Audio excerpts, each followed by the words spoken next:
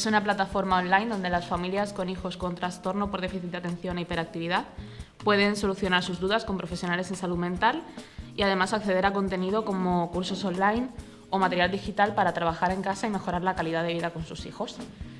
El objetivo final del proyecto es ampliar la atención para que cualquier persona que necesite atención en salud mental pueda transformar su situación y mejorar su calidad de vida.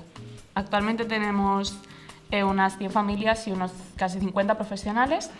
La plataforma tiene un espacio de preguntas y respuestas, de forma que la familia puede dejar la pregunta que desee y puede recibir respuesta por varios profesionales. Lo que nos motivó a empezar fue una historia muy especial, y es que uno de mis hermanos fue diagnosticado con TDAH cuando tenía 7 años. Esto fue en los años 80 y mi familia no tuvo apoyo ni recursos para ayudar a mi hermano. Entonces yo he crecido escuchando todas las travesuras que mi hermano hacía y las anécdotas negativas y divertidas que hacía mi hermano en casa.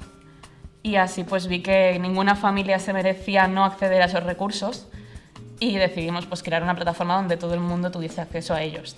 En principio va dirigido a la familia, pero sí que estamos buscando tener acuerdos con entidades y centros educativos que quieran participar en el proyecto y sobre todo ser centros concienciados con la salud mental.